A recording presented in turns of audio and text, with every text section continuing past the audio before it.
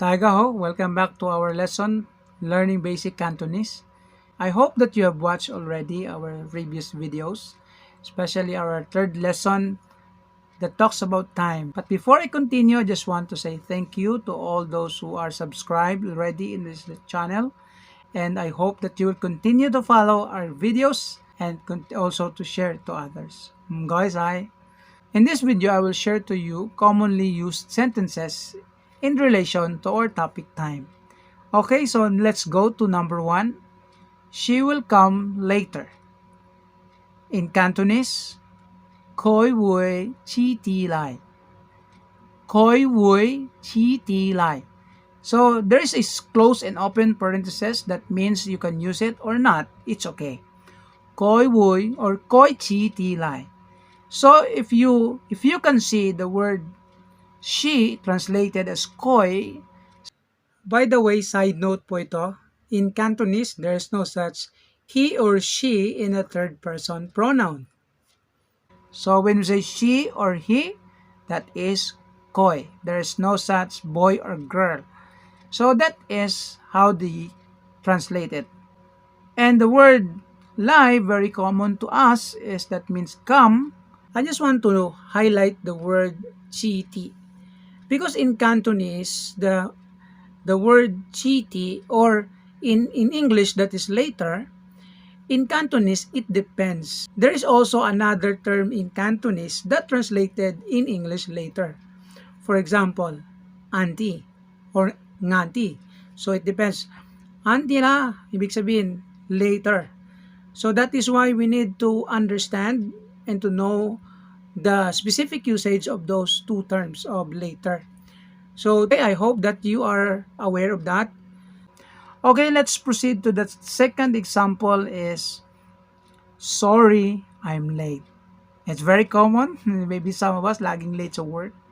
Sorry, I'm late. So in Cantonese, tôi chu ngo chi to. So if you remember, sorry is tôi chu or umhoisi. You can use either way. Ngo chi to means I am late. Chito, that is late. So, late arrive, actually, that's the literal sense of chito. Late arrive. To is something arrive. Okay, another example is, if you remember that she in the she come later, chi ti lai, later. And also that chi or late, that is chi also. So, the word chi is very significant in the translation in the word late. Okay, so let's proceed. The third example is, by the way, in other notes, in other guide, no, if you are also watching other tutorial, other guides, or other books that Romanized Cantonese, in other term is Yutping. So how the character in Chinese, so translated in a Romanized or in letters, that is also called Yutping. So in our guide, no, maybe you will wonder kasi yung ibang mga lesson guide, they spelled the term in a different way.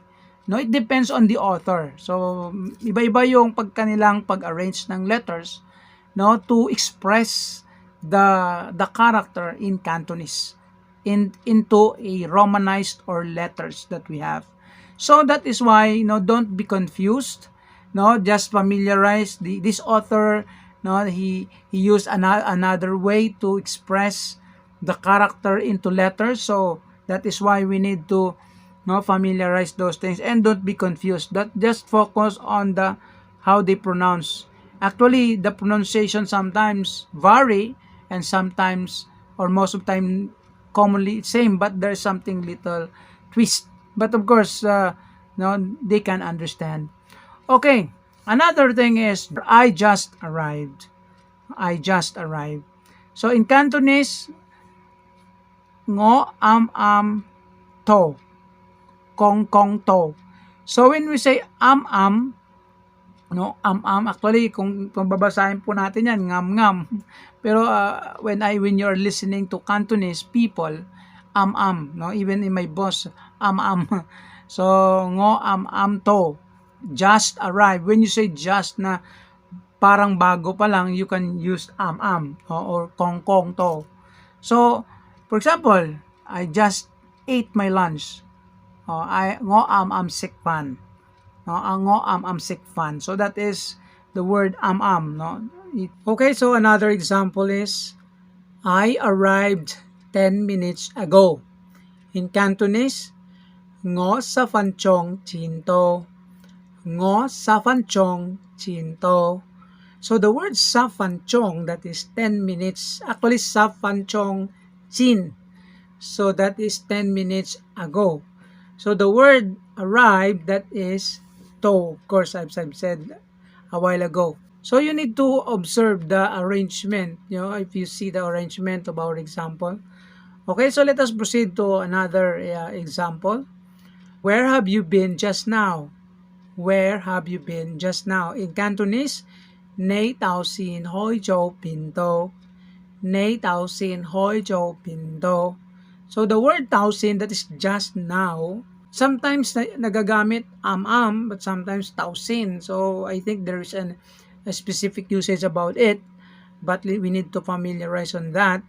So the word hoi zhou bin do, that is where have you been? So that is the translation. So you see the arrangement, ang nei nasa gitna, but in Cantonese that is in the first sentence.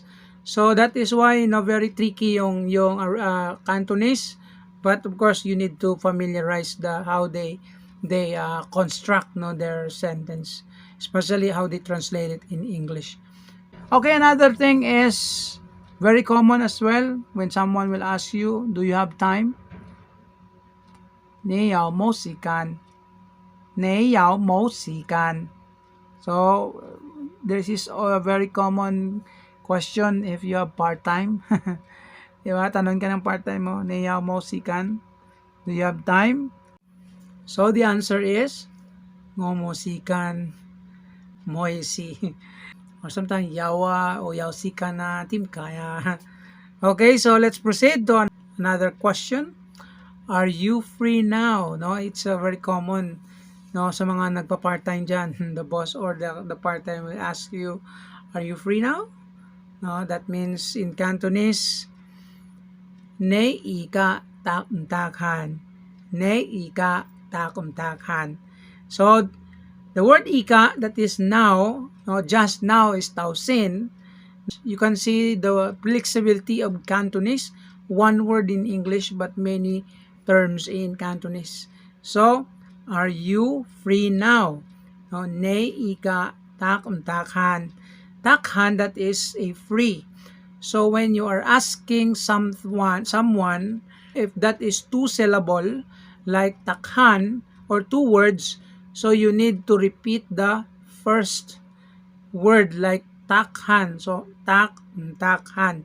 That is one of the ways, or that's another way of asking question, especially in Cantonese. Kaya pag may idea ka sa mga words na ito, you can grasp or you can understand them. Okay, so I hope that it helps you. Okay, let's proceed to another example. I'm in a hurry, I'm in a hurry. I don't have time anymore. So I am rushing of my time. Ngo kon sikan. Ngo kon sikan. So the word kon, that is the hurry or rush hour, I mean rush because sikan is time. So if you are rushing of time or you are pag wala ka ng oras, don't have you are in a hurry, that is kon sikan. Ngo kon sikan. Okay, so let us proceed to another example is, please be quick. In Cantonese, mkoy phải đi. Mkoy phải đi. So the word mkoy, because as a previous lesson is please, then phải đi. By the way, ang sinabi niya dito, be quick, bilisan mo, something like that. Faster, another term in English. Basically, ang word na fai, that is fast, basically fast.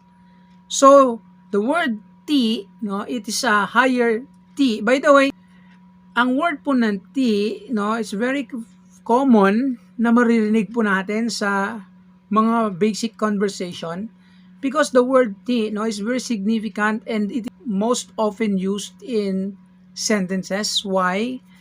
Because the word tea, no, marami pong function ng tea. It can be for plural, no, plural something or things, and also either more, no, or less. So that is the function of the in the English is that is seems like superlative. Now, you know the superlative, fast, faster, and fastest.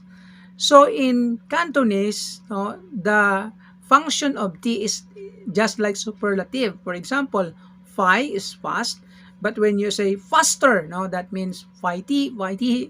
No, kaya marinig mo to minsan sa mga Chinese, Phi T lang. That is how they use it. And of course, it seems ano to, parang additional, no, ang T in Cantonese. Parang dagdagan mo, something like that. As well as bawasan mo o pababa or pataas, it depends. For example, yung word na sai, no, maliit, small.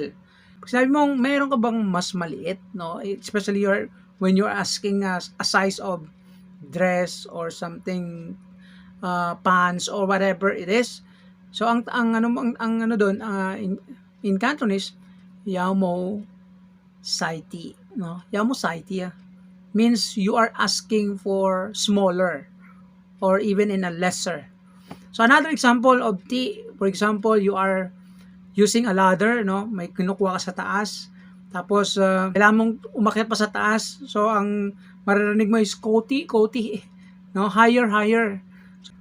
So that is the function of T, and it's very very important that you will know that because the word T, no, you can hear that many times, no, in a conversation.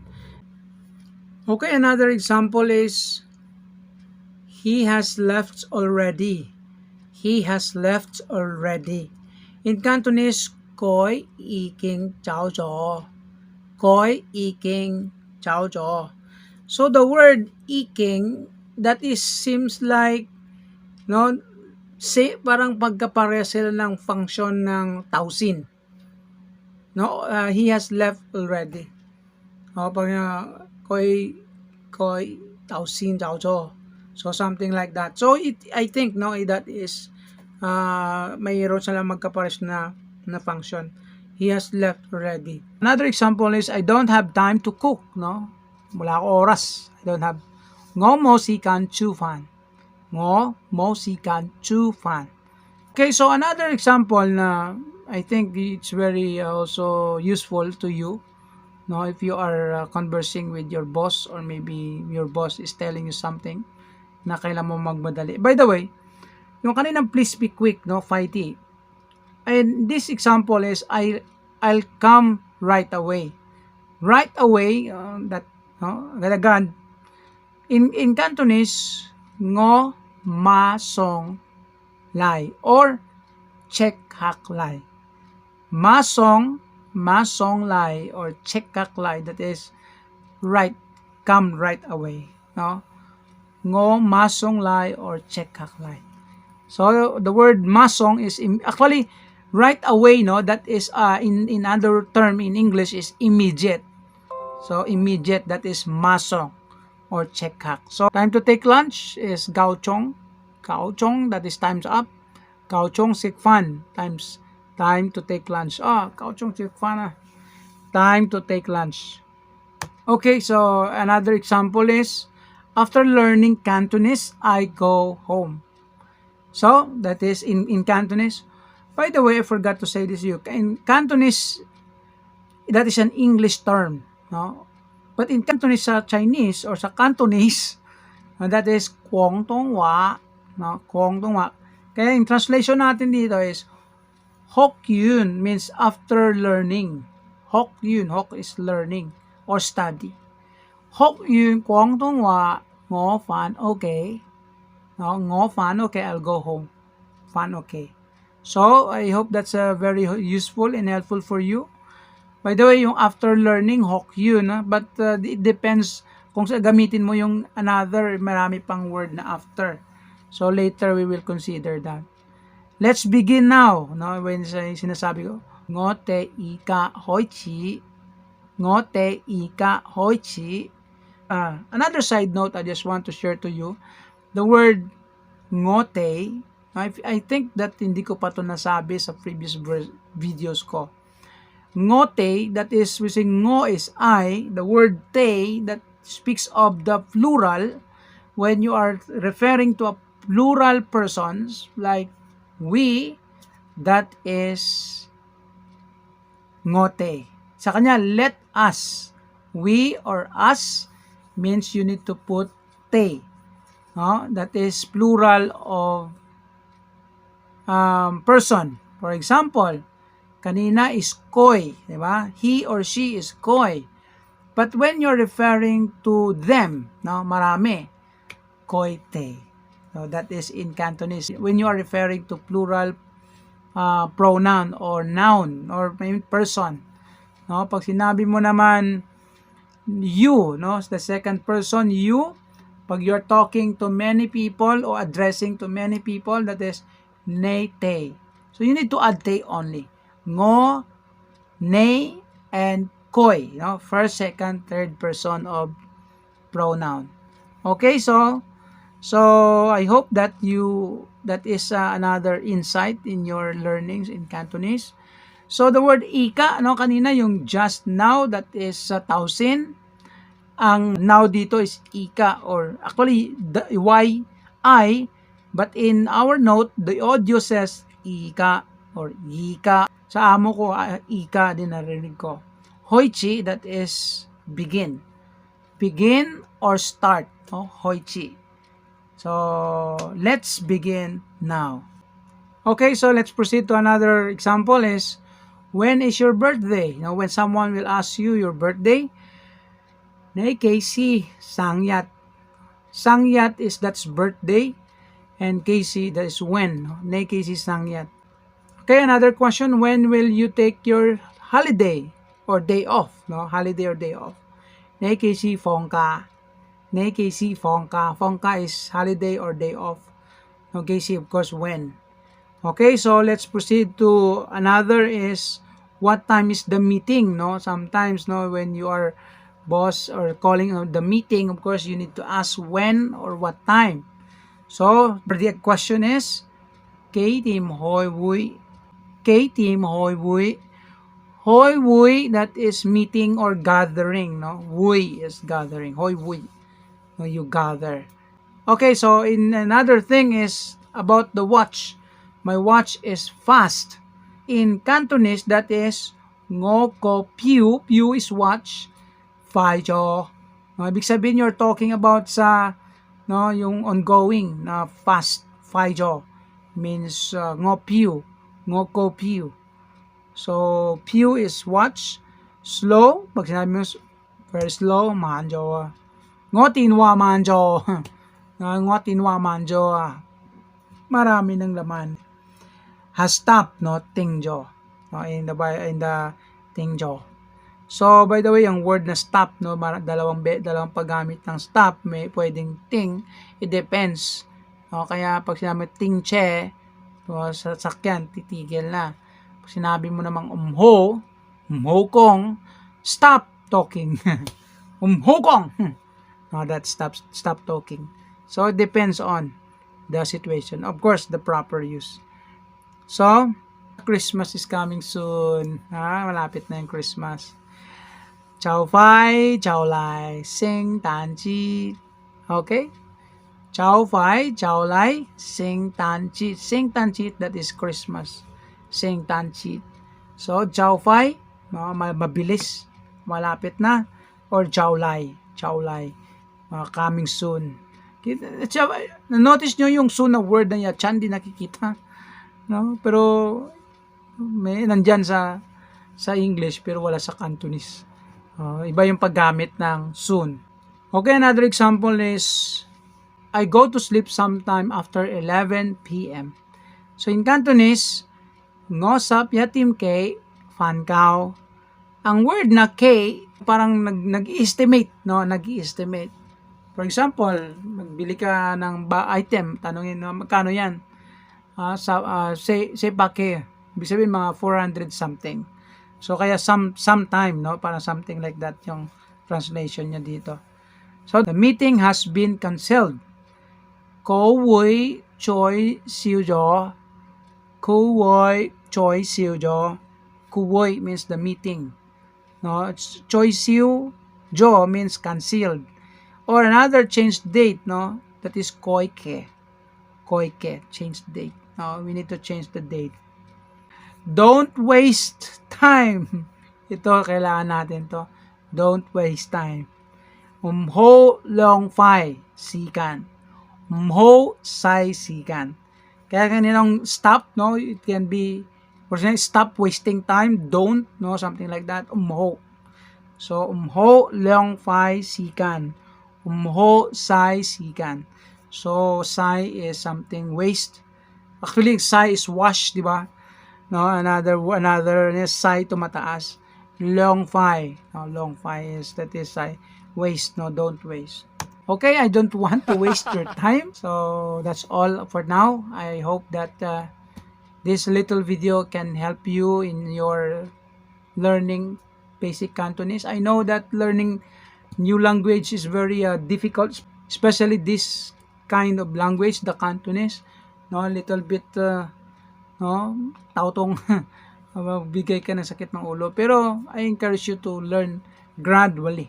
Especially if you want to stay longer in Macau, you still work in Macau, you want to build good relationship with the Chinese people, to your boss especially, to your company, to your co-workers, especially no, sa mga hindi marunong mag-English na mga Chinese, kailangan mo talang matutong mag-Chinese para makaroon ka ng magandang communication at relationship sa kanila. So thank you so much. I hope that this short video can help you or it help you. And please like and share to those who wants to learn Cantonese. So thank you so much and God bless. Bye-bye.